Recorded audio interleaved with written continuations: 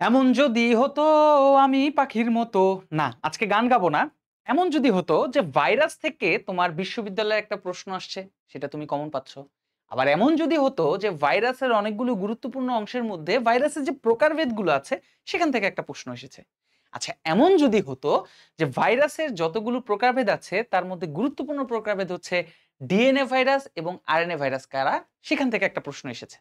কিন্তু সমস্যাটা যেখানে বাধে সেটা হচ্ছে ডিএনএ ভাইরাস এবং আরএনএ ভাইরাসের অনেকগুলো নাম আছে, যার কারণে শিক্ষার্থীরা যখন গদবাঁধাভাবে ডিএনএ ভাইরাস আর আরএনএ ভাইরাসের নামগুলো মুখস্থ করতে চায়, তখন পরীক্ষার হলে প্রশ্ন দেখার পরে অতিরিক্ত বায়বীয় প্রেসারের কারণে তখন তারা ঘুলিয়ে ফেলে।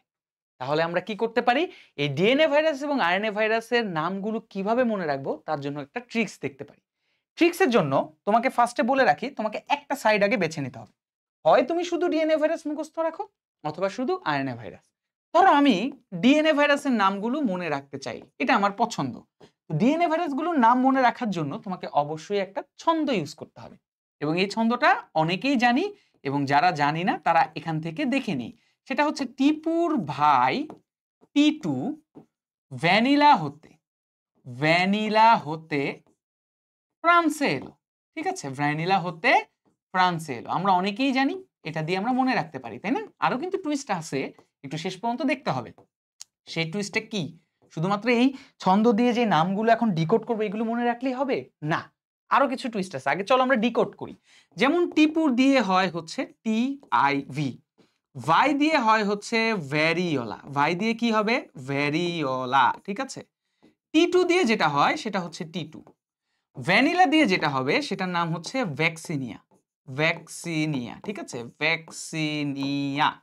ভ্যানিলা দিয়ে যেটা হবে সেটার নাম হচ্ছে ভ্যাক্সিনিয়া।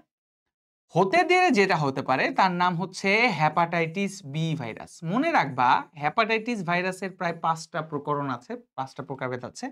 তো এই হেপাটাইটিস ভাইরাসের মধ্যে যেটা হেপাটাইটিস বি সবচেয়ে কমন, সেই হেপাটাইটিস বি ভাইরাস হচ্ছে মানে তোমার হচ্ছে কি হয়ে থাকে? ডিএনএ ভাইরাস হয়ে থাকে। ফ্রান্স দিয়ে আমাদের পছন্দের একটা সবজি শীতকালে আমরা খেতে পছন্দ করি, সেটার নাম হচ্ছে ফুলকপি। সেই ফুলকপির মোজাইক ভাইরাসটাও কিন্তু তোমাকে মাথায় রাখতে হবে, এটা এক ধরনের কি ধরনের ভাইরাস? DNA virus. এলো দিয়ে হচ্ছে অ্যাডিনো হারপিস। কি? Adeno herpes. ওকে ভাইয়া, তার মানে আমি একটা সাইড মুখস্থ রাখবো, আমার অলরেডি শেষ? না, তোমাকে আরো 2টা কষ্ট করতে হবে। সেই কষ্টটা কি চলো সেটা একটু জেনে নিই। মনে রাখবা, আমি যে ডিএনএ ভাইরাসগুলোর নাম বললাম এরা ম্যাক্সিমামই হচ্ছে দ্বিসূত্র, তাই না? হ্যাঁ, ডিএনএ তো ভাই দ্বিসূত্রক হয়, এইটা আবার বলা লাগে নাকি? না, ভাইরাসের ক্ষেত্রে ডিএনএ এক সূত্রকও হতে পারে। তার মানে যেহেতু আমরা ডিএনএ ভাইরাস মনে রাখছি, ডিএনএ এর এক সূত্রক ভাইরাসগুলো একটু মনে রাখি। ভাই আবার কি ছন্দ অ্যাপ্লাই করবেন? না, আর ছন্দ অ্যাপ্লাই করব না। আমরা ডিএনএ এক সূত্রকের একটি ভাইরাসের নাম আছে যার নাম হচ্ছে M13 কোলিফাস। এই জিনিসটা আমরা একটু মাথায় রাখবো, ঠিক আছে? M13 কোলিফাস ভাইরাস হচ্ছে ডিএনএ এক সূত্রক। ভাই এখানেই শেষ। একটু ছোট্ট একটা জিনিস নিয়ে তোমাদেরকে বলবো, আর একটা ছোট্ট ইনফরমেশন রেখো। সেটা হচ্ছে আরএনএ ভাইরাস। হ্যাঁ, তাহলে এই পুরো ভিডিওটা যে এতক্ষণ দেখলাম, আপনি যে একটু আগে বললেন যে ডিএনএ ভাইরাসে মনে রাখলে আরএনএ ভাইরাসের নাম মনে রাখতে হবে না, আবার আরএনএ কেন গেলেন? দেখো ভাইয়া, ডিএনএ সবসময় দ্বিসূত্রক হয়, এক সূত্রক কিন্তু ভাইরাসের ক্ষেত্রে হয়। আরএনএ তাহলে সবসময় এক সূত্রক হবে, ভাইরাসের ক্ষেত্রে দ্বিসূত্রকও হতে পারে, তাই না? দ্বিসূত্রকও হতে পারে। তাহলে এই যে আরএনএ দ্বিসূত্রক যে হয় সেটার ক্ষেত্রে অবশ্যই কিছু উদাহরণ আছে। জি, তার নাম হচ্ছে ধানের বামন রোগ। কি? ধানের বামন রোগ। ঠিক আছে, এইটা আরএনএ দ্বিসূত্রক, এটা মনে রাখতে হবে। ধানের বামন রোগ, আরেকটা হচ্ছে রিও ভাইরাস, এটা মাথায় রাখতে হবে, রিও ভাইরাস। আর বলবেন? আর বললে আমি আর ভিডিওই দেখবো না, তাই না? না, আর বলবো না। এই কয়টা নাম মনে রাখলেই তোমার এই ডিএনএ ভাইরাস এবং আরএনএ ভাইরাসের মধ্যে যতগুলো কনফিউশন আছে সবগুলো সম্পূর্ণ হবে। হ্যাঁ, তুমি বলতে পারো ভাইয়া আমি যদি আরএনএ ভাইরাসের নাম মনে রাখতে চাই, এটা তোমার ইচ্ছা।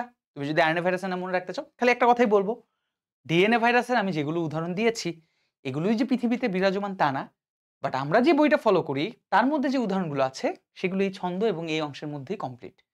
আরএনএ ভাইরাসের উদাহরণ বইয়ের মধ্যে অনেক বেশি।